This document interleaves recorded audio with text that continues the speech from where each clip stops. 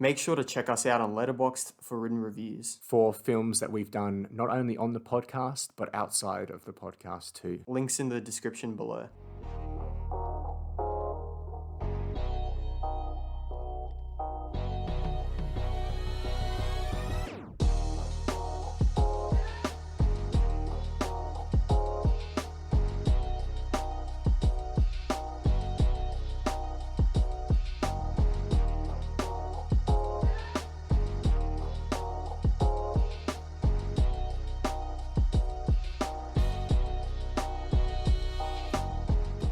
Hello, everyone, and welcome back to the Rewatch podcast. My name is Samuel, And my name is Jed.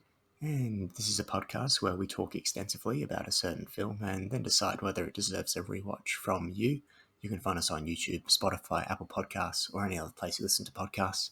And if you enjoy some good movie memes, you can check us out on Instagram at the Rewatch Pod, I believe is our Instagram account, unless Yep. it's the Rewatch Podcast, but I don't believe it is. At the Rewatch Pod.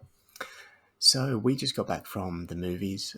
We went to see Creed 3. Jaden, how did you find it? How was your theatre experience? I mean, look, it's always really enjoyable just sitting down and watching, whether it's a Rocky or a Creed movie. It's going to be about 80-90% of the time you're going to get a really good movie or, just a good movie.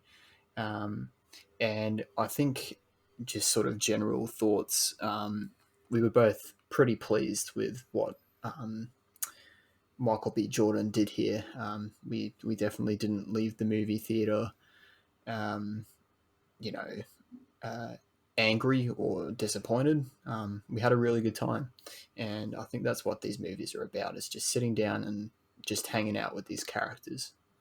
Yes, the entire franchise is a sort of feel-good franchise, they're really good movies to watch. They're very uplifting, they're very motivational, and they're usually a good time. And this one was no exception. Yeah. So obviously, this is a sequel to a sequel Mm-hmm. of a sequel of a legacy sequel, right? Because we had obviously the Rocky franchise has been going for quite a while. We've had Rocky 1, 2, 3, 4, 5, and Rocky Balboa, and now Ryan Coogler sort of did the legacy sequel with Creed, and then we got Creed 2, and now we're on to Creed 3. So, Jaden, what's your story with this franchise? What's your relationship with the franchise? Because I know we watched them recently. So, what are your thoughts on the entire franchise, and how does Creed 3 sort of fit into that? Yeah. So we first watched. We did a bit of a not a marathon, but we watched all of the movies, minus the ones we don't want to talk about. Back in, I want to say it was about 2 years ago, or maybe a year and a half Yeah, ago. yeah. So yeah, So we watched all of the movies. I I just fell in love with the original Rocky, man. Um, Absolutely loved it. That continued on with the second and third movies. Um, didn't like the fourth as much. It still has a bit to offer in terms of um, what happens with Apollo. I won't get into it because of spoilers. But and then I was sort of introduced to the Creed movies. I had watched Creed 2 in cinemas when it came out, but I didn't really remember too much of it. So watching it for a second time was kind of watching it for a first time for me. mm. So we rewatched those movies. Absolutely loved Creed 1. I think it's just as good as the original Rocky, if not better. And then, Creed 2's a great movie as well. I had some issues with it. And then Creed 3's obviously just came out, and I had a great time with it. I feel like there's some things that could have been done better, which we'll get into. But like I said before, it definitely didn't let me down. Staying on the franchise as a whole, just for 1 second, what do you think if somebody was to say, why should I watch the Rocky movies? Why should I watch the Rocky universe movies, with the Rocky films and the Creed films? What stands out specifically about this franchise in particular? Yeah, so I think what really, is an incentive to watch these movies is Stallone and some would argue now Michael B. Jordan. Um, I think what's also really important about these movies is that they tell very valuable lessons and Mm, very what's the right word to use here? I think very important lessons mm, and relevant lessons rather. I think each movie has something to offer. And, some might sit down and watch the movie and just say, "Hey, that's just a boxing movie," but I think if you really, really look into it, it offers a lot more than what's at the surface level. Um, but yeah, and I think we'll get into this conversation later on in the podcast. But it's just Stallone, man. Like Stallone's the heart of this franchise, and as some of you may or may not know, he didn't he wasn't involved with this movie in terms of a casting aspect, so he didn't play a role in the movie. He did produce it, however. But I think what's important about these movies is the lessons that they teach people. absolutely. I think if you look at the first few Rocky films, definitely themes of sort of self perseverance Mm-hmm. and resilience, determination, hard work. Rocky himself as a character isn't born with particularly favorable life circumstances, I guess you could say. And he's the underdog in life, and he sort of has to, face that, but also battle to get to achieve greatness, to achieve success. And Yeah, it's a success story, somebody who is just hardworking, resilient, and achieves the pinnacle of success in the sport that he loves. for And sure. that's a very inspirational story, even if you don't care about boxing at all. I mean, myself personally, I've never watched a proper boxing match Mm-hmm. apart from like seeing bits and bobs at like the Olympics and stuff. But so I wouldn't consider myself like a boxing fan at all. But these movies, like I just love them, Mm-hmm. absolutely love them, and because it trans like the themes themselves transcend the sport Yeah, for sure. entirely. You often forget that a lot of people would just view this as, oh, it's just a boxing movie. Mm. No, it's so much more than that. These films put so much work and effort into the characters, especially the Rocky films and that first Creed film, even the second Creed film. You think of the characters involved. You spend a lot of time just learning about these characters and seeing what they're going through in their personal lives before you get to the whole sporting aspect, with the fighting and stuff like that. Yeah, yeah. So yeah, so we've gone through the Rocky films. We're both fans of the franchise, and so now we've arrived at Creed 3, which would it be a sequel that you say you were anticipating, that you were asking for after seeing Creed 2? Um, I I wasn't let down by Creed 2. I think it was a bit of a dramatic drop off from the first Creed, um, but it didn't really dampen you know, my excitedness or anticipation for Creed 3. This one's been in the works for quite some time. I think you mentioned that the last one came out in 2018, so, 5 years since. And I think that's probably had something to do with my level of anticipation. I Mm, know a couple years back or a year and a half back when we watched these movies, I was pretty excited for the third one. Um, but you just sort of forget about these movies coming out, man, because there's so much coming out nowadays, and so much stuff gets cancelled or put on hold. But when I sat back down in that movie theater and the movie started again, I was just sort of lost in what these films offer again. So mm. it just came all right back to you. Yeah, yeah. Okay, so we'll do a bit of a plot synopsis for Creed 3. After dominating the boxing world, Adonis Creed has been thriving in both his career and family life. When a childhood friend and former boxing prodigy, Damian Anderson, resurfaces after serving a long sentence in prison, he is eager to prove that he deserves his shot in the ring. The face-off between former friends is more than just a fight.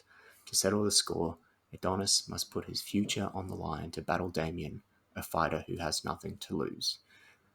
Quite a lengthy synopsis there from our good friends over at Letterboxd. The average rating is currently a 3.8. How does that sit with you? Well, look, considering when you put up this movie to the other movies in the franchise, Creed is a 3.8 and Creed 2 is a 3.5. Um, I think Creed is miles above this movie. So the fact that they're on the same sort of, you know, level here is just a bit off to me. And I think mainly Michael B. Jordan sort of plays into that. And I think this being his debut film, a lot of people just sort of bump up the rating a bit. Mm. Um, and that's not to take anything away from Michael B. Jordan's debut here. I think he did a fantastic job, but it's nowhere near what Coogler did on number one.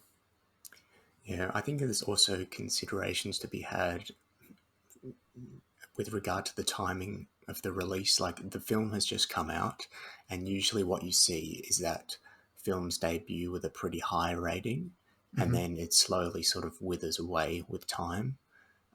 So, I wouldn't be surprised if this movie drops down to maybe a 3.6 ish. Yeah, yeah.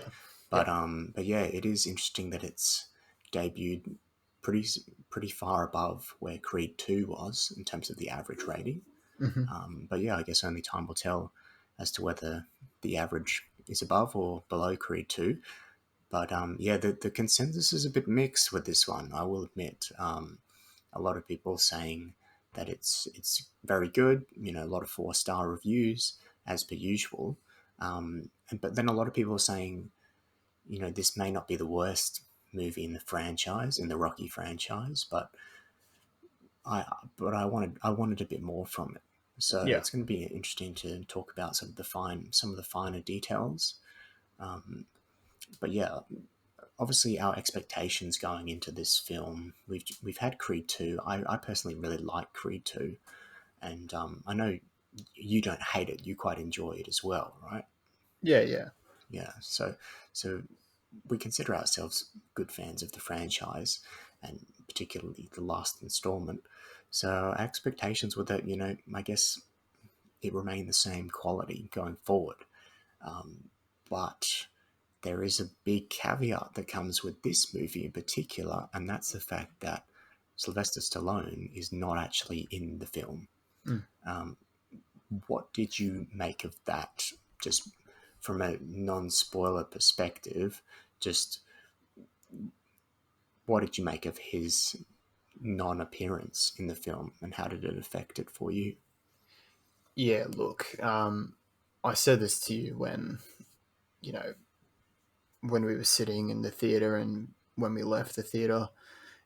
There's a huge Stallone shaped hole in the middle of this movie, man. And it's something that this movie really struggles to grapple with. Um, and I think Stallone, essentially the whole Rocky Creed franchise pivots on Stallone, right? Like it's what the whole franchise is based on. And without that, it really just feels like any other boxing movie. Um, and it really sucks because Stallone is such a central figure in this franchise. And even though you have great performances from Michael B. Jordan and particularly uh, Jonathan Majors in this film, and even Tessa Thompson, you still feel like you're missing something at the end of the day, and that's always going to be Stallone. He Mm. could play such a minor role in the movie, he sort of plays more of a minor role in Creed 2 than he does in the original Creed. But even with such a small role, it just makes the movie what it is. You know what I mean? Yeah, oh, absolutely. I think Stallone, if you look at Creed 1 and Creed 2, the emotional moments of those movies have Stallone at the center. You know, either the emotional movies, the emotional aspects of the movie are running through the character, like in particular, like for instance, in the first Creed, obviously you have Rocky battling his own illness, and that's a huge emotional, drive Yeah. throughout the film. And then in Creed 2, you sort of have his history coming back to haunt him in a sense. And so there's always these emotional moments in these films, and that's why they're so good. It's because those emotional moments are at the heart of the film, and they're really given the respect that they deserve in the actual script. Mm. And Stallone's always there. Like, he's always involved with those really gut-wrenching or inspirational or motivational parts of the films. You think of the speeches that he gives, the acts that he does to motivate Adonis, the relationship and the banter and the chemistry between him and other characters. Yeah, he really did. I mean, he got Oscar nominated for the first Creed film. Did he? Yeah, Supporting? yeah. And I think that's well deserved. And I think the important part about having Stallone or some other figure that appears from the earlier Rocky movies is that it acts as sort of like a gateway to connect these movies. Absolutely. And you just recognize that there's such like rich history there and such, I mean, this franchise has been alive for how many years? I think the first one came out in Over the 40 70s. years, 50 years. So just having Stallone there, man, it just sort of takes you back to those days, and you really recognize how long this franchise has been standing.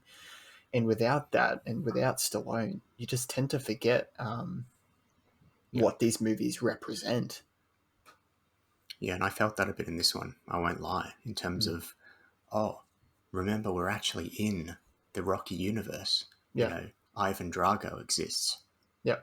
And Apollo Creed exists. And that's how we got Adonis Creed. Right? This movie was, to its pros and cons, it was very focused on telling a individual story that was very isolated on Adonis's character. And a lot of people will really enjoy that. But I think maybe the hardcore Sylvester Stallone fans might take issue. It's going to be interesting to see what the discourse amongst the Rocky fandom is like about this movie. Yep. Because obviously the first film in the entire franchise to not have any Stallone involvement whatsoever. That's huge. Yeah. That's huge. So, Jaden, would you recommend this film to someone who hasn't seen it? And then maybe what would you say to somebody who hasn't watched any of the Rocky films? This is an interesting question. If you've watched all of the other Rocky movies, you're going to watch this, right? If you liked Creed 1 and Creed 2, I think you might find yourself enjoying this movie. If you like the original Rocky movies, I feel like you'd enjoy this as well. For someone that hasn't seen any of the Rocky movies or any of the Creed movies, this isn't the place to start. I'm sorry to tell you that, but no, you need to start from the very, very beginning with Rocky and work your way through. Skip 4, 5, and 6. Maybe watch 4 if you're feeling down for some Russian versus American patriotism going on there. But no, if you haven't seen any of the other movies, Creed 3 is definitely not the place to start. Right. So your Rocky watching guide is Rocky 1, Rocky 2, Rocky 3, and then Creed. Yeah, well, I think as essentials, Rocky 1, 2, and 3, Creed 1 and 2, Hmm. you're pretty much going to be covering on all bases there. Yeah, absolutely. I agree with that. Except you might be a bit confused as to why Rocky goes from a multi-millionaire in Rocky 3 to a guy living and working in a meat shop in Yeah, Creed. yeah, So maybe. you might have to look up what happened there as to the transition and why he's no longer rich and famous. That's the only thing that separates the other movies really. Like Yeah. I've yeah, I wouldn't disagree with your watching guide there. The Rocky films from 1 to 3 are exceptional. Rocky 4, I'd like to see Stallone's cut of Rocky 4, Hmm. but yeah, Rocky 4 is not as good as the other ones. I've watched Rocky 5. It was honestly bad. Like, all of these films are good. Apart from Like, that one. yeah, apart from that one. That one is bad. That one is bad. Yeah. So under no circumstances would I recommend anyone to watch that one in particular. Not only just because it's a bad film, but also because it it's just boring and it doesn't connect to the universe. It doesn't progress the world any further, except for Rocky losing all of his money at the start, I believe. Mhm. Um, that's the I'm, only significant thing that happens. I'm also just thinking now, Rocky 4 might be important for some context as to Creed 2.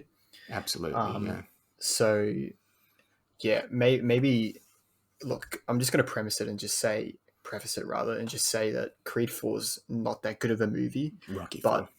Rocky 4, but it sets up Creed 2. So maybe I'd recommend that as well. Mm, Just mm. don't pay as much attention.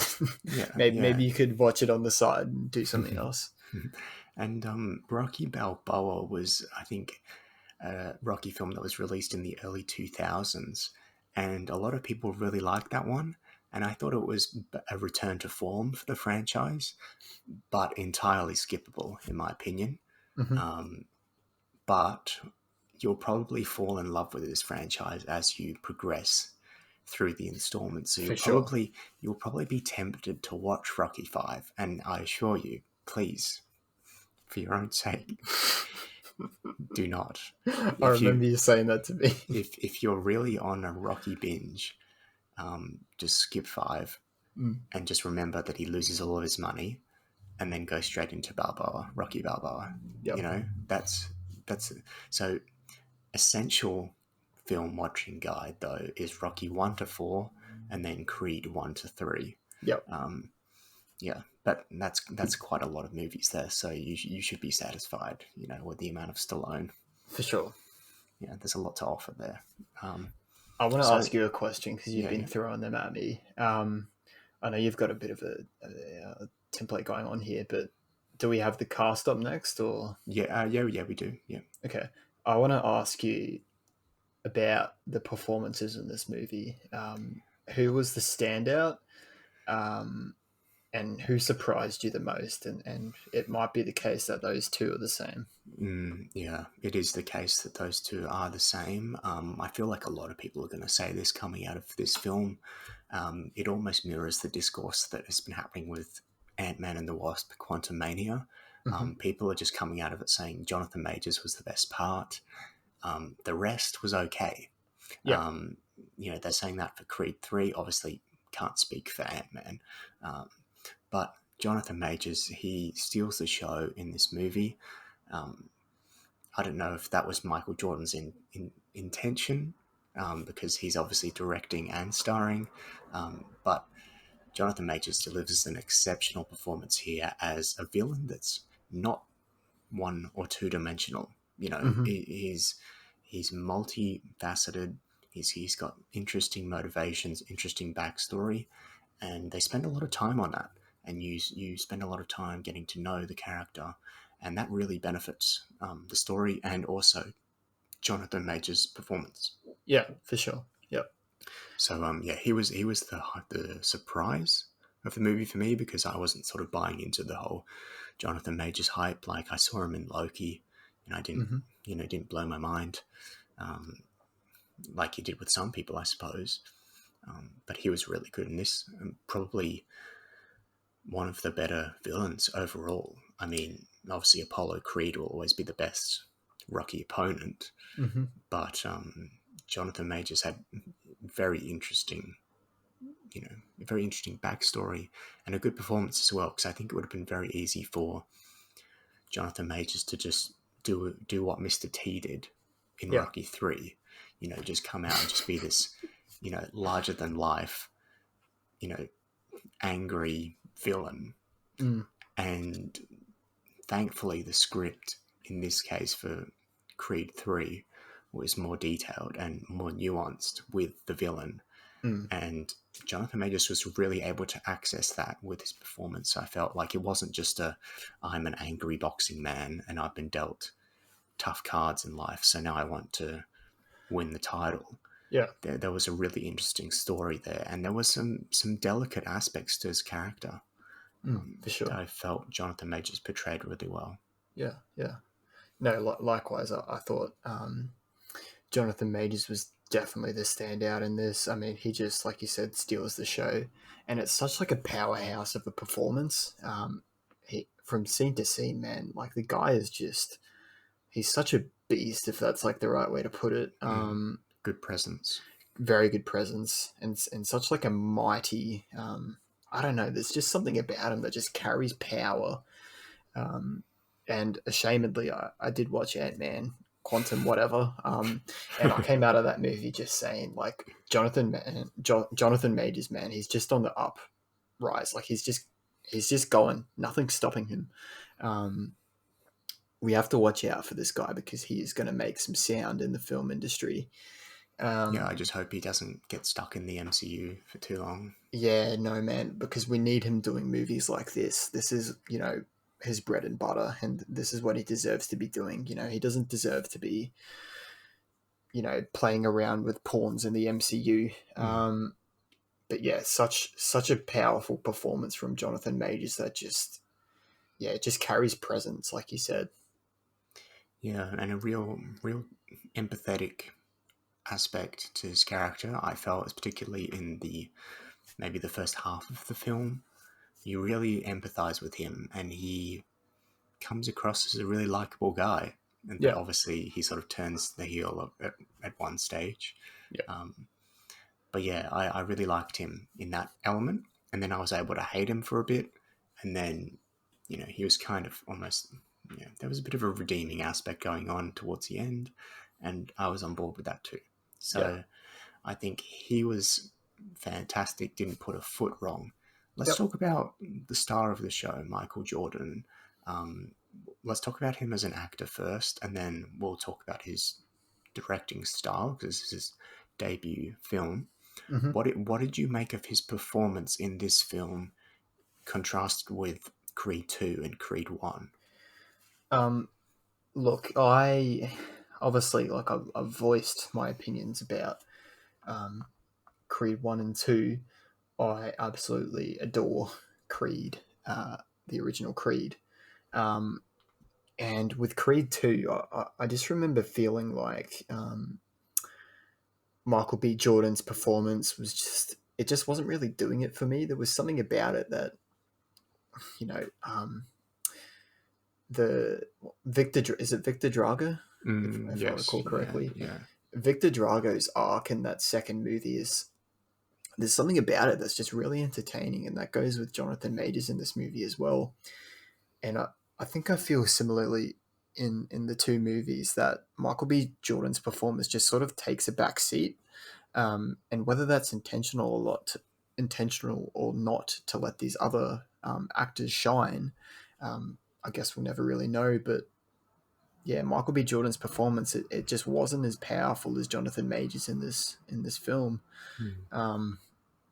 And it's sad to say because he's the main star of the movie, but at the same time I also really enjoyed the time that we shared with Jonathan Majors, and so I think it sort of balances out all right. But yeah, I wasn't as impressed as I was with his performance in Creed 1. I think that has a lot more depth to it. Yeah, absolutely. I completely agree. I think Creed 1, just had the writing for him, in terms of the range of his character, the emotions, Mm. just played more into his personal story. Whereas in Creed 2, yeah, there's a lot of focus on the villain, and similarly with this film, there's a lot of focus on the villain.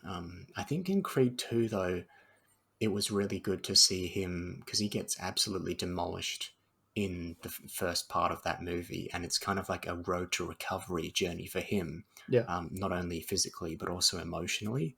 And I think Michael Jordan was able to, give a great performance through that, and that's what made the climax, the final battle or final fight, really entertaining, because you get to see his journey and see him struggle, and then see him, overcome that struggle.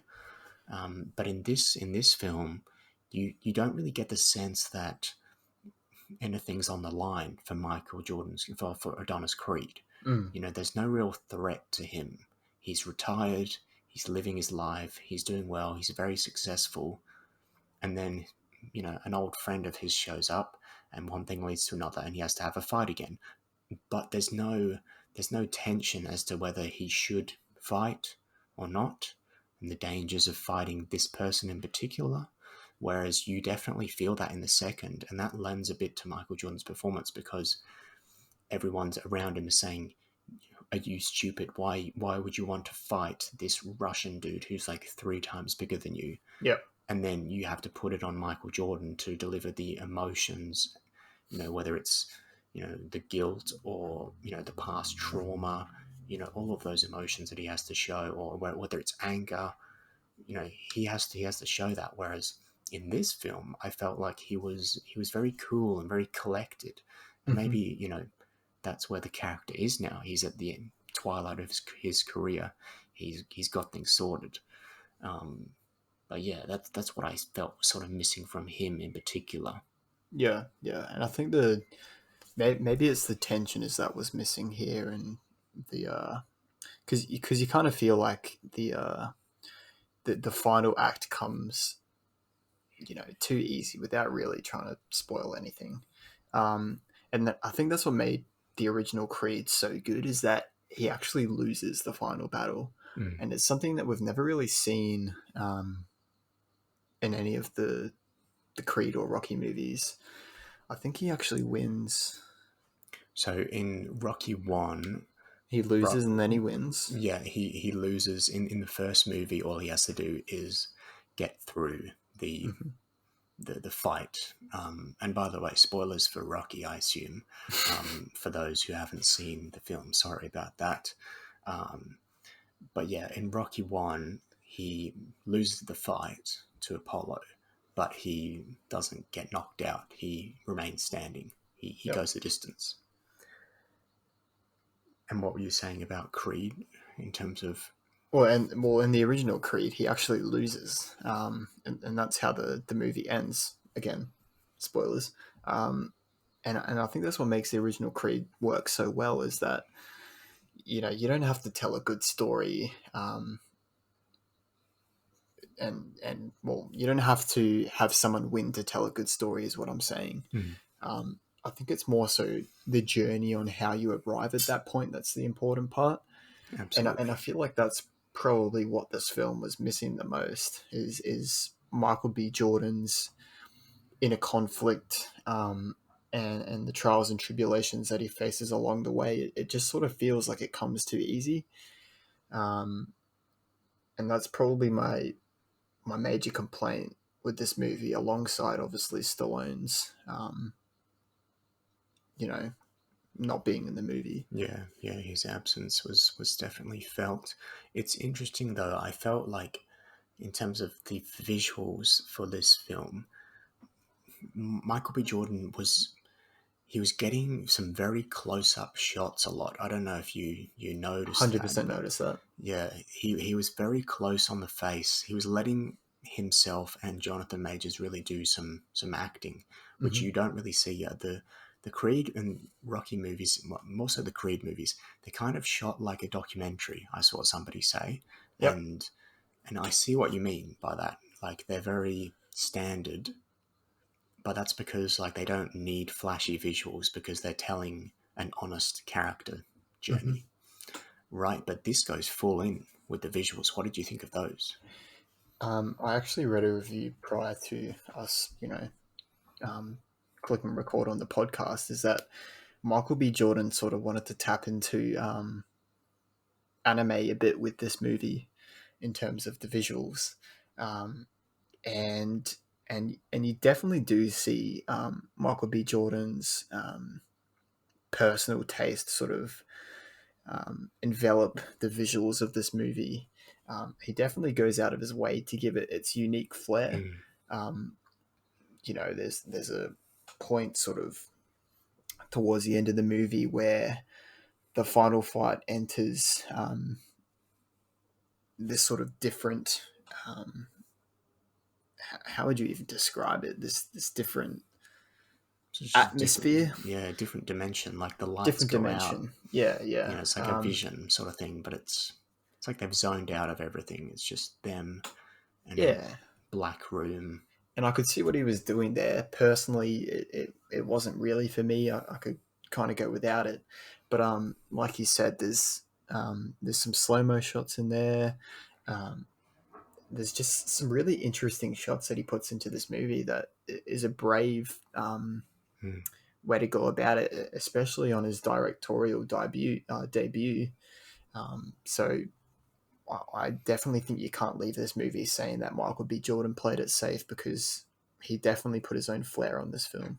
Exactly, and I really appreciate that. Every frame of this film looks good. Yeah. You can't say that you know a particular scene looked cheap or looked rushed or looked like it hadn't been thought out properly. You can really tell that the detail went into this film, and it's very cinematic, very cinematic. Like Creed 1 and Creed 2, as I said, like they're very basic in terms of the shot composition. Like it's not anything special with the cameras because the characters are there at the center and the story are at the center.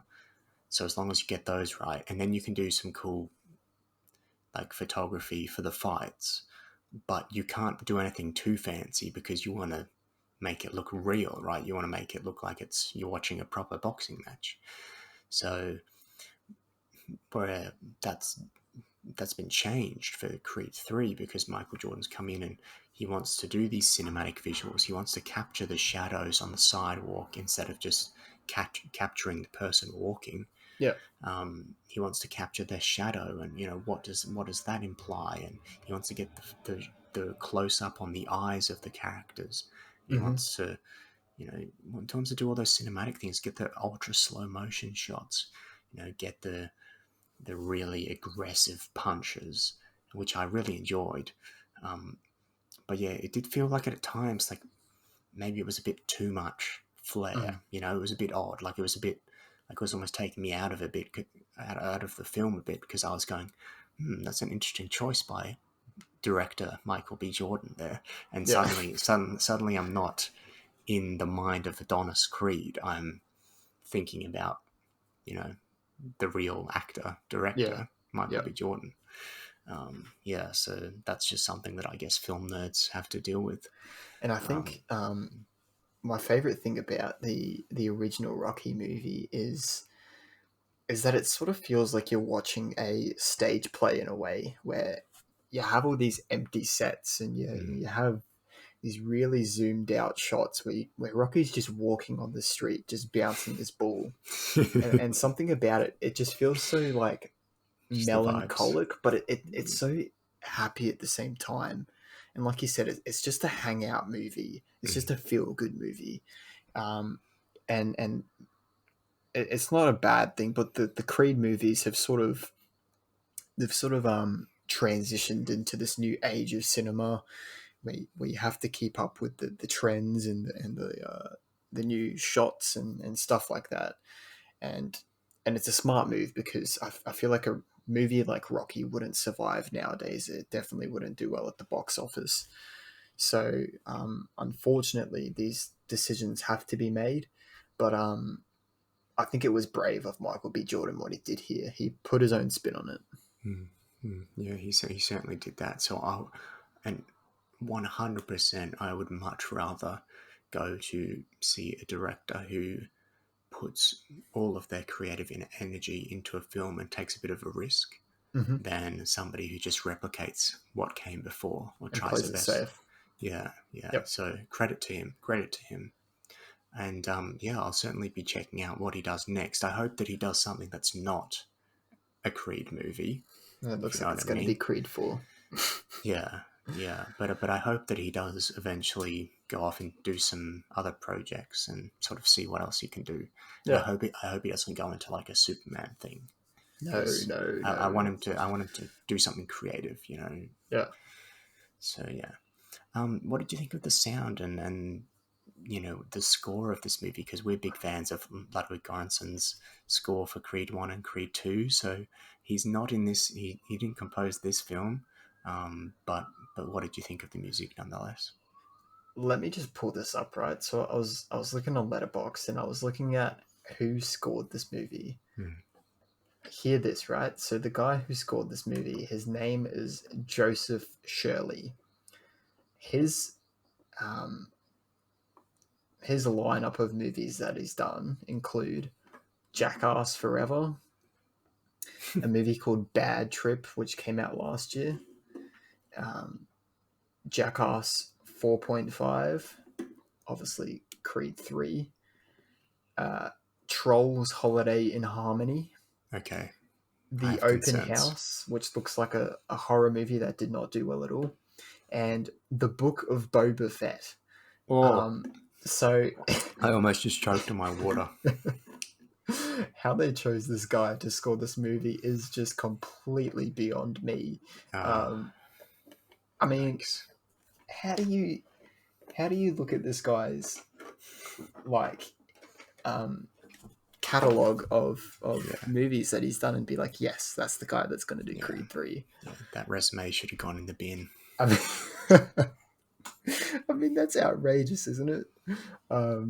And when you compare it to someone like Ludwig Göransson, who obviously did the first Creed, did he do Creed 2 or was that?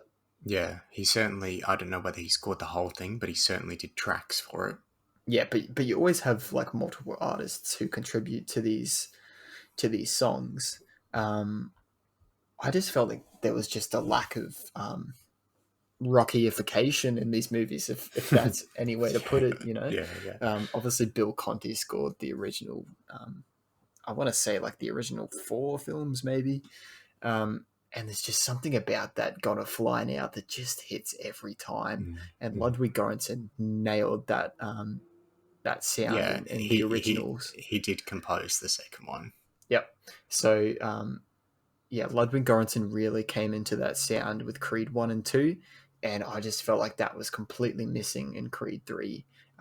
There are hints of it, but nowhere near as much as it should be. Yeah, I did like a few like tunes, but the tunes were kind of like just beats, you know. Yeah. Interestingly, the person that did the cinematography for this film, also did the cinematography for Creed 2. Oh, okay. So okay, that makes sense. Also did the cinematography for Thor: The Dark World. Wait, what? And Chef, the Jon Favreau movie, and hear this, also the movie The Darkest Minds from 2018, which in my opinion, where do I know that movie from? in my opinion, might be the single worst movie I have ever seen What in is my that movie entire about? life. It's the teenager superpower dystopian. Is that the classic. like X-Men one? Yeah, well, oh no. I think that would be a bit offensive to the X-Men. But it's the one about like the mutants, right? Yes. Oh, and Jesus. yeah, it's not good. And here's a fun fact for you. They're also doing the cinematography for upcoming MCU film Captain America: New World Order. So you can look forward to that one whenever it comes out, 2024 supposedly. But, you know, if you believe that movie is coming out next year, I have news for you. It's not. There's absolutely no way, unless it comes out late next year, but it won't. How do these people get these gigs, man? Like, it's just completely outrageous. Yeah, and it's weird because the cinematography in this is like very deliberate, but I'm not necessarily going to credit this cinematographer for it because they also did the cinematography for Creed 2, and I can't think of two films from the same franchise that have such different cinematography. Yep.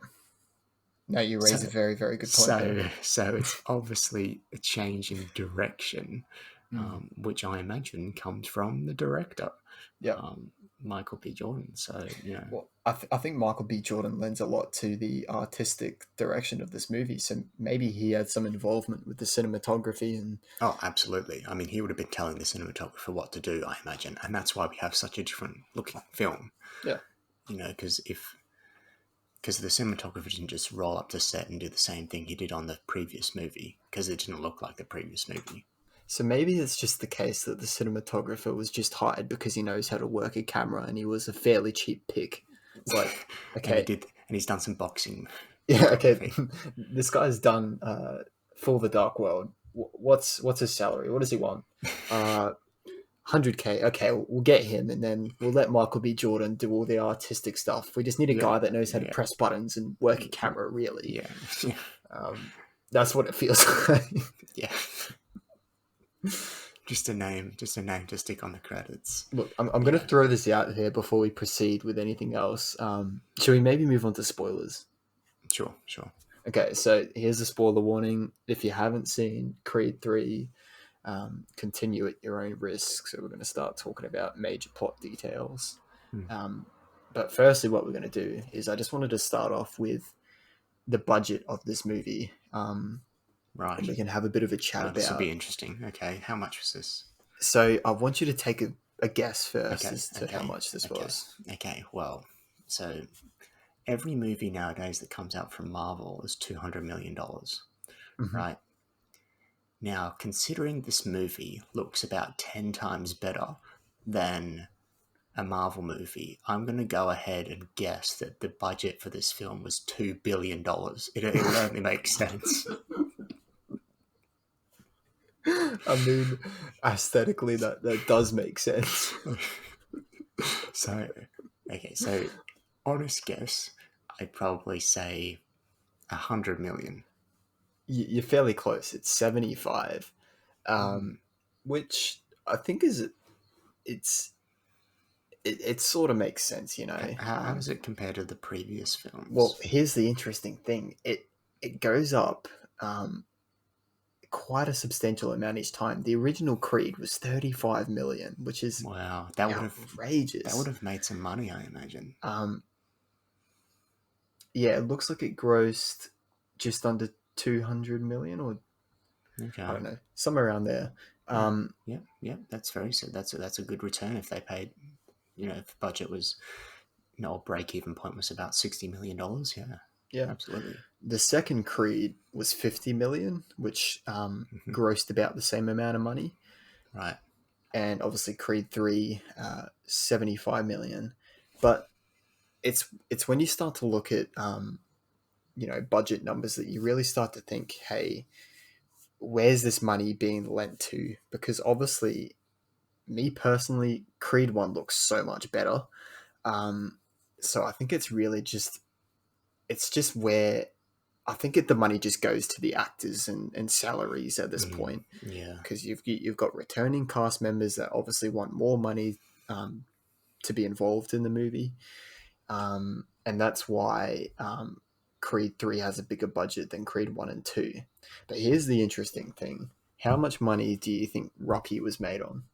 Oh, I mean, and it's hard because you got to take into account like inflation today, so it's going to be like a ridiculously small number. I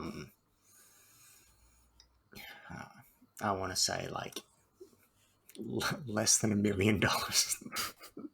You are correct in saying that. No, it was 960,000. Damn, I'm doing pretty well on these guesses, I will admit. You are doing pretty well. But isn't that insane? Like, that's incredible. And did that like rake in the money at the box office? Because that would have been an instant classic, I imagine. I mean, maybe it was a bit of a sleeper hit, but let's see the budget. So it's made 225 million, which is goodness me, is completely outrageous. Like, that's Sylvester Stallone became a very rich man after that movie, I can imagine. But I think that's the box office, like, yeah. Oh no, but I imagine time. Like his salary for the next movie would have like times by 100. Yeah, let's look at the Rocky 2 budget. 7 million. So they obviously established that this franchise is worth something. But you see, like $7 million to make Rocky 1 or Rocky 2. Where's the money going? That's what I'm saying. Because those movies use practical sets, they use the stunt work, they do, there's the same amount of fights in those movies. They go to nice beaches, they go to Russia, like they go to all these places, and they're real places, so there's no effects. So, like, where is the money going? Yeah, and that's exactly what I'm saying. Like, and I think that premise sort of continues into today. Like, $7 million back then, I think it's just been delegated to the cast, because those movies don't take a lot to make. Let's be real. Like, it's just like one camera, and just get some sets around town, and I don't know, put together a boxing ring, and you've got your movie. And I feel like that's why we've seen such a dramatic increase from Creed 2 to Creed 3. It's just because these cast members just need to be paid more money to return. Yeah, like I wonder how much someone like Tessa Thompson is asking for in terms of salary, because her role in this film is very minor. Like, she's not necessary. You could have cut her out pretty much. I mean, you would have had to work around a few things in particular. She's kind of like a walking exposition machine, because Michael Jordan can just sort of, Adonis Creed can just voice his feelings to her. But yeah, like she wasn't acting at all in this movie. Like, this was a cakewalk for her, and I can only imagine how much she would have been paid, just because of like how she's in the Marvel movies and all that. Yeah, like I guess Hollywood thinks she's a star. Yeah, exactly. And obviously, Stallone isn't in this movie, so what's going on there? It's just interesting to break down these numbers and just look at where the money's been delegated. Yeah. And for anyone that's interested in yourself, the movie, so 1976 is when Rocky came out, and it was obviously $960,000 to make that movie. It's valued at $5 million nowadays. Okay. So there's been a 425% increase in inflation. Yeah. But even then, like that, what that money brought in from the box office is just ridiculous. Yeah, yeah, and it's so odd to me at the moment. You look at the Hollywood climate, the movies that are making the most money at the box office and the most profitable movies are low-budget horror movies that find themselves, whether it's through viral marketing or just by having a really odd premise, they find themselves doing very well at the box office, and they make like their budget back in the first weekend. Yep. Because they only make the movie for like $20 million, and then opening weekend, $30 million opening, and then, goes to, 25 mil, 10 mil, 5 mil, and then you've made some substantial money there. Yeah. So exactly. Yeah, I don't realize, it seems to be a franchise trend. Like, as you progress through the franchise movies, you have to increase the budget, as if like there's a moral obligation. Like, if you do another one, you've got to throw more money into it. But like, that doesn't, just because you put more money into it, it doesn't mean that the movie's going to attract more eyes necessarily. So it's just it's very odd what is happening at the moment in terms of the economic climate at Hollywood, because it's so clear that if you are careful with your budget and you get your budget as low as you can, and you somehow work your way into the pop culture sphere, like for instance, Smile, or even something like Cocaine Bear that was released last weekend. If you make a movie like that with $10 million, and then opening weekend it makes $30 million, then you've already made more money than Ant-Man and the Wasp: Quantumania. Like that is just insane to me. It's just so insane when you put it like that. Yeah. How do those executives at Marvel still have a job? Yeah. Because Elizabeth Banks, the bloody Power Rangers 2017 movie villain, just directed a movie with a CGI bear that eats some cocaine in the rainforest and goes on a rampage, and she just made more money than your $200 million franchise movie about a Marvel character. Yeah, well, obviously we're speaking in terms of ratios here. Like it's not made as much money as Ant-Man. Well, I mean, profit, made as Profit, much yes, profit. yes. Yes. So yeah, but it's really the indie horror movies that are just killing the genre right now. And Yeah. and if you look at the box office, it's also movies that are a return to old school cinema that are doing really well. I mean, you've got Avatar, and you've got Top Gun, which just absolutely slayed the box office last year. And that didn't have a budget of $200 million.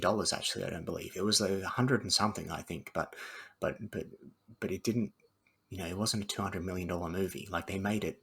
They made a movie about real fighter jets with real fighter jets, and it cost less than Paul Rudd in front of a green screen for 2 hours. Yeah, I Like mean that is that's just, it's insane to me. yeah, Insane.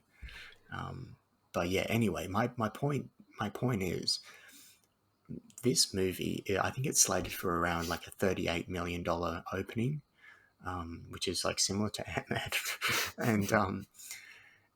And honestly, I think that if you had like increasing the budget was like a big mistake, because I don't think this will do as well as the other Creed films. I yeah, think it's actually going to do worse. So now you increase the budget, so now you jeopardize, the franchise. dying and not getting another installment, and maybe that's what we need. But um, yeah, look, it's a shame that budgets come into play when determining whether we'll see another movie in the future. When it comes to the MCU, maybe that's a positive, but yeah. So to Anyway, what did you like about Creed 3? Let's try to turn the conversation back back. around, Yeah, yeah. What stood out to you as the main positives that you took away from this film? yeah. So we've already spoken about Jonathan Majors just being the star of this movie. Um, his performance was just magnificent. People definitely have to watch out for him. Um, it's really hard to pinpoint anything else that I really enjoyed about this movie. I think it was just a really decent movie. There's definitely flaws there, but they don't particularly take away from my experience. If I had to pinpoint something else, maybe it's the dynamic shared between uh, Creed, or I should say Adonis, and Damien. I think their sort of brotherhood thing Absolutely. that played into this sort of hatred for each other, and then they sort of came back around. I think Michael B. Jordan and Coogler played that really well, and I think Michael B. Jordan and Jonathan Majors play very convincing sort of friends, and they didn't have a lot of time to build up this relationship, but it just feels natural, Yeah, Yeah. absolutely. Yeah, no, I agree with that. To add, I guess something I really enjoyed was the actual fighting itself. Mm-hmm. Sometimes I feel like, when there's so much fast fighting, punches being thrown, you can't really keep up with what's going on. and sometimes that can just get a bit confusing Yeah. to the viewer. And so I liked how in this movie, right from the get go, there was a lot of sort of slow mo and deliberate camera work to establish like what Adonis Creed is trying to do, like whereabouts he's trying to punch the guy Yeah, that on was his rib interesting, to wasn't it? make him fall. Yeah, yeah, that was good at the start, and then there was a lot of like there was one moment where like I I let out some sort of like cheer. Well, I was like, whoa. Um, it was like during the final fight, I believe, and Adonis Creed just like throws this right punch out of Mm. nowhere, and it's just like because usually like he's bumping up and down, and he's doing his jabs, and he'll go like jab jab, and then he'll throw like a like a money shot, Yeah, yeah. a huge hook or whatever, and this time he just like went straight for it and just like threw the right hand and hit Jonathan Majors like right in the face, and I was like, yes, that was great. So I really felt that the power of the shots, like the power of the jabs and the punches, was like felt like I could feel the power behind them, Hmm. and I think that comes back to sort of the anime inspiration. Yep. The fighting was very cinematic, and I liked that. However, to caveat that, I would say that if you look at something like the Creed 2 fight where he's facing Ivan Drago and he's getting an absolute beatdown by Victor. Ivan Drago. Yes, yeah, sorry, Victor Drago. Um, you really feel that Adonis Creed's being threatened here. Like he could Mm. potentially get very badly injured. Yep. And I never felt that at all in this film. I always felt that um, Creed was very calm and collected, and he knew what to do. Yep. And maybe that's where he's at in his career, as I said earlier. But it takes out that tension from the fight. I was kind of just sitting back, interested to see what was going to happen. Um, I wasn't like on the edge of my seat like I was for Creed 2 and Creed 1. Definitely. Yeah. No, I definitely felt that too. There was just something missing about it, and it's hard to pinpoint what, but I think if you've seen the original Creed 1 and 2 and then you watch Creed 3, you'll definitely feel the same. Absolutely. Into I guess some nitpicks or negatives or whatever. Um, I think that there were a few subplots that were a bit weaker than in previous films. Like there's always the emotional subplot, like someone's always at risk of dying, you know, that is connected to Creed or connected to Rocky. Yeah. There's always some sort of emotional pull, and in this film, it is Creed's like adopted mum. Mm. I guess it's his stepmom, I guess, but so it's Apollo's wife, because Creed was like the son of um, I don't know, some random that Apollo hooked up with. What a legend! And so so she has a stroke, and as soon as I heard that she had a stroke, I'm like, okay, Yeah, yeah, she's gonna cock it. this chick's not gonna make it through the movie. She's gonna die before the final fight, and of course, that's exactly what happens. Yeah. And so it's kind of a shame that you can kind of spot like the formula Yeah. with these films now, but we're up to like the 8th film in the franchise, so it's And I, fair and I, enough. I think that's another nitpick about these films is that there's just a level of predictability, right? Like there were several events that happened throughout this film. There was another point in the film where this, I guess you can call him some sort of a goon. He takes out the fighter that we thought was gonna. Well, we knew he was gonna sort of exit the film somehow, but the film was setting up for this guy to be one of the main events, and this goon sort of breaks into this show or this label party or whatever it was, and he takes out this guy and he hits his arm, and from that point I was like, yeah, Jonathan Majors has paid off this guy to do this.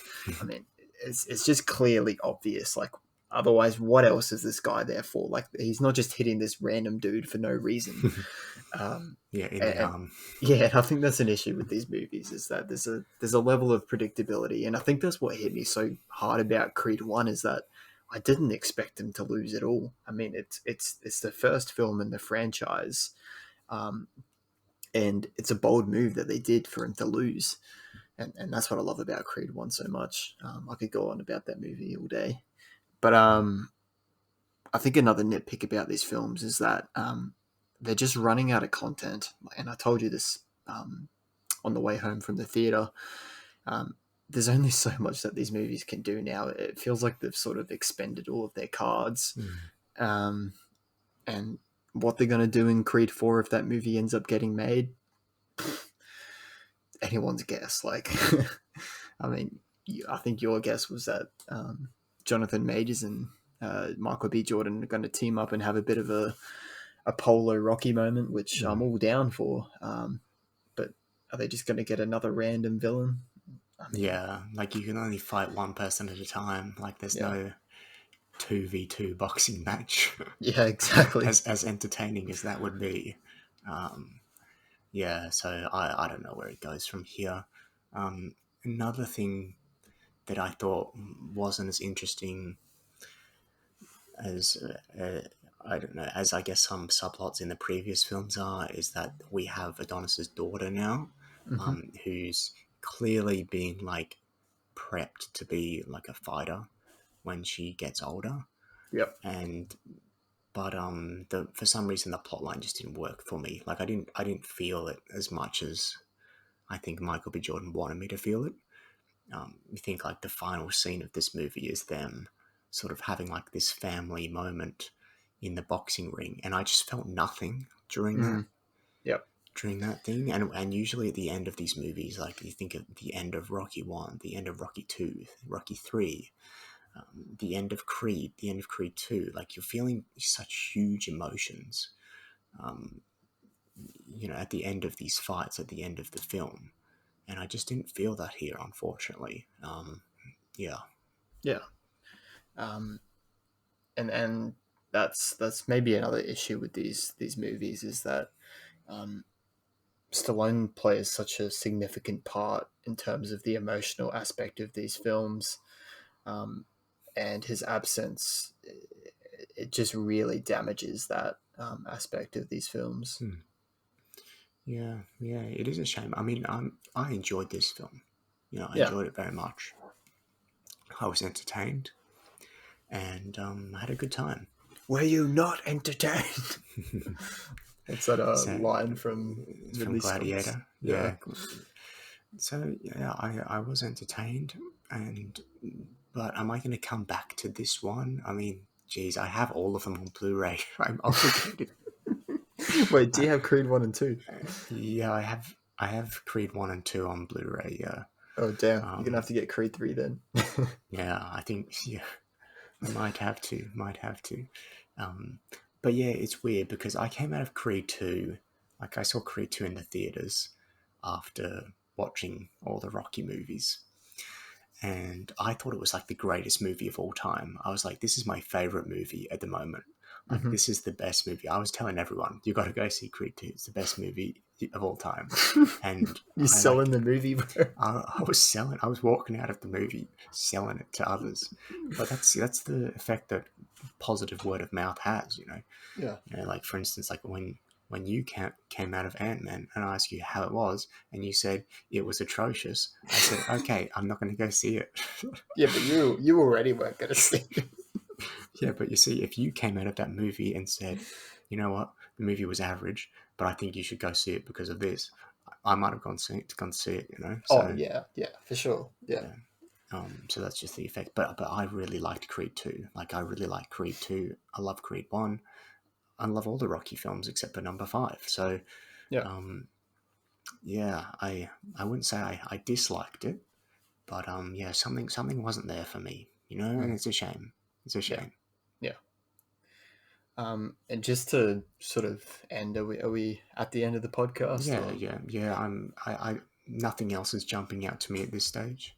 Yeah. So it sounds like the sequel obviously Creed 4 has been confirmed. Apparently Michael Are B. we sure? Jordan. Are we sure about that? 100%. Apparently Michael B. Jordan was approached at IGN Fan Fest, whatever that is, and he said that Creed 4 is for sure, and that he just wants to expand the Creed verse within reason. He said definitely expect other things around Creed for sure. Oh, really? Like we're gonna get like spin-offs and stuff, and Disney Plus shows, and I don't think that's what he means, but well, did he say expand the Creed? the Creed verse within reason. I think he means like he probably wants to tap into something with his daughter and stuff like that. There's no way they're making a TV show. Like maybe this will be taken out of context when 2 years down the road, a TV show.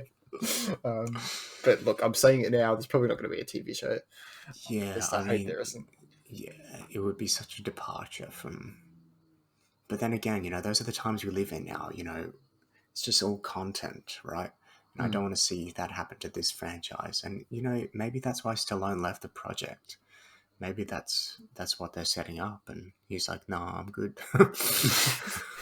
It's so good on him. He's like, "Oh, I don't like Disney Plus." Yeah. Even though he's like in all these Marvel movies, bro. Yeah. Well, he's in all the Guardians movies. I'm pretty sure he's in Guardians 3. He's in the Suicide Squad as the King Shark. Oh, that's funny. Did we have any specific picks for the rewatch playlist? Oh no, I hadn't given it thought, to be honest. Well, let's just let our viewers know. We have a playlist on Spotify called the Rewatch playlist. You can just search it up. I think there's also links thrown around. Maybe we'll put one in the description. That playlist is essentially a minimum of one, maximum of two songs from the film that we enjoyed and we thought were the best. And that goes from season 1, episode 1, all the way up to whatever we're on now, season 3, episode 8 or whatever. So there's a good mix of songs in there that we think you'd enjoy if you took time to have a listen.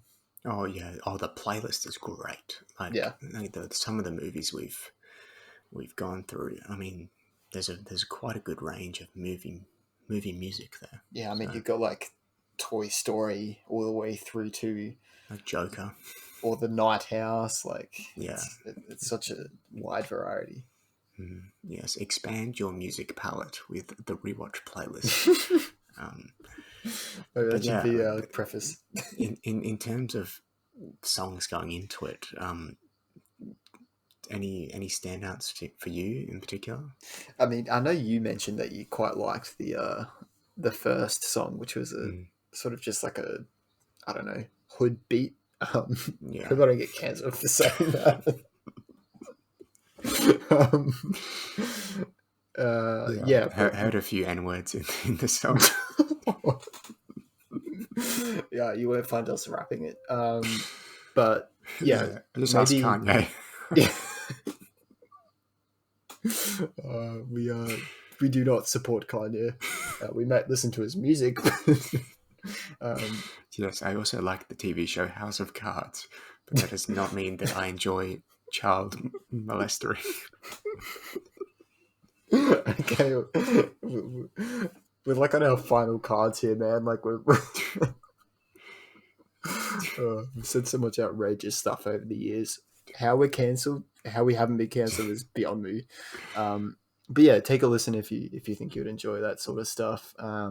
Links in the description. Yeah, so I guess we might chuck in that song. I'll definitely have a listen to the playlist because I do like the Creed music. Yeah. So I'll listen to some of the tracks again. Yeah. By the time this comes out, we'll probably have two picks. At minimum, at least one pick that we'll put on there. For sure. Yeah. I guess we proceed to final ranking then, or unless you have any final thoughts. Now we can get a final ranking. Yeah, what are you thinking in terms of a tier score for this one? Movie rankings become a bit redundant nowadays, don't they? Well, I mean, it's tough for us because we haven't spoken about the previous Rocky movies on the podcast, so we haven't done a tier score for those, right? Yeah, yeah. So like Would as an A B C score. yeah, just to give, if this is your first time listening to the podcast, just to give the viewers some sort of background as to what we do. So our ranking goes from A to F, with plus and minus variations from A to D. So just for some context, I gave the original Rocky and the original Creed A's, and Creed 2 a B, I think. And I think you'd probably agree on Creed and Rocky, or maybe you'd be an A plus. You'd be hovering around there somewhere. I'm assuming. Yeah, I mean Rocky 1, Rocky 2, A plus, absolutely. Yep. Rocky 3, I'd probably go A minus. Mm-hmm. Rocky 4, maybe like a C minus, Yep. or maybe a C. Rocky 5, I'd go F. Rocky Balboa, I'd probably go like a B, maybe even a B plus. Damn, maybe I need to watch Rocky Balboa, man. Yeah, it's not bad. It's quite good.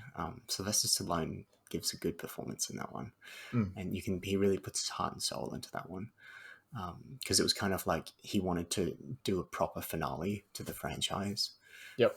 He didn't want to end it on Rocky 5. So, and then Creed, I would go A plus. The first one, A plus, easy. Creed 2, I'd maybe go like A minus, B plus sort of range. Yeah, for this one, I'm thinking maybe B minus or a C plus, like in between there. I'm kind of struggling. I'll go C plus for now, just be like on the reserve side of things. So it probably equates to maybe like a 3-star. That's a 3-star. Yeah, somewhere around there, Yeah, that's interesting. I would have thought you'd go a bit higher than that. Yeah, I mean, maybe I put it above Rocky 4. I've already lost track of the ratings that I just gave. I mean, there's so many movies, isn't there? Yeah. I mean, let's just hope that this. Look, you go. Look, let's be clear. I enjoyed this film, and it is not the worst in the franchise. And I appreciate that this film, it kind of only ignores the fact that it's a Rocky movie, franchise film. Like, it only ignores that. It doesn't disrespect it. And for sure. And that's important to state. Yes, absolutely. And because a lot of films nowadays are offensively bad, because they're bad films, but then they also disrespect the previous film or disrespect the lore or the source material in some way. This film does not do that. It only just tries to be independent and do a new thing. But in doing so, it loses the charm and vibe of the franchise films. So that's their fault. But I'm glad that they gave me something new and not something new and disrespectful. Yeah, so no, and that's very important to say. Yeah, I think I'm. Go ahead. I was just going to say, like, nowadays, like, most movies that come out are like a D. So, like, just getting above like a pass grade in That's this good. in this Hollywood economy, like getting above a pass is pretty incredible. Yeah, no, for sure. And I think what's important to state here is that these movies continue to churn out good installments, right? Like, how many movies have there been? There's 8. 8? This might be the 9th, actually. Actually, yeah, 9th, yeah. And what we've really only had like one. That's the amount of really Star Wars films that we've had. Yeah, and think about how many Star Wars misses we've had. At least most of them are misses, to be honest, at this stage. Yeah, but no, it's important to state that Michael B. Jordan did something different here. I think it's a decent directorial debut. I'm pretty excited for what he's going to offer in number 4, because I think he's now realized what it is to direct a movie and what it takes. And I think he can just pour everything into number 4. And if he really hones down and develops a great script, I think that might have potential to be on par with Creed or just under it. So I definitely don't think this franchise has run out of steam yet. I think we've got at least one more in it. and then maybe just call it quits after that. Yeah, I'd like to see Michael B. Jordan write the next one as well. Yeah. Maybe write it with Ryan Coogler, because I'd much rather the director write the film as well. Like, it seems like a big problem with the very big budget movies nowadays is that some random TV writer who wrote a terrible One Division. project from 2005 gets given the opportunity to write Avengers Kang Dynasty or whatever, Yeah. and then they just pluck a different director to come in and direct that script. I mean, don't they have the Ant-Man writers or Ant-Man Quantumania writers? Ant-Man Quantum whatever writers doing Kang Dynasty. Have you heard that? Yeah. That's gonna be so good. And then like the creator of like Loki and Multiverse of Madness is doing Secret Wars or something like this. Honestly, Yeah. I feel like apologizing to our viewers. Like, every podcast comes back to the MCU. Oh, Like, but I think these people listen to us because we bash on the MCU. Like, if you're here after an hour and 20 minutes, you're listening to us destroy the MCU because you enjoy it. that's revenge. Yeah. Look, in terms of a score rating, B minus. I'm sort of around where you are, C plus B minus. It's an alright movie. I had a great time enjoying it. It's a fun time at the cinema. I'd recommend that people go and see it if they've seen the previous Creed films. It always whenever we get to the star rating or letter rating, it always reminds me about our Godzilla vs. Kong. Did we give that something completely outrageous? I think you gave that like a B plus. Really? No, Yeah. You talk about something. I gotta look this up, bro. Yeah, I mean, just as a final wrap up was searches what he gave Godzilla vs. Kong. Surely not. Surely I didn't do this. It's like this is like The Hangover, you know, when you wake up and you're like, oh, what have I done? I think it's on our Instagram. Yeah. But look, I think this movie, Michael B. Jordan. I'm just scrolling through all the Chamber Gun memes. Michael B. Jordan, he gave it a good crack. I think the final fight scene was done really well. Jonathan Majors was awesome, man. I'd like to see more out of him if this franchise continues that way. Have you found it yet? I'm still scrolling. How many posts have we done?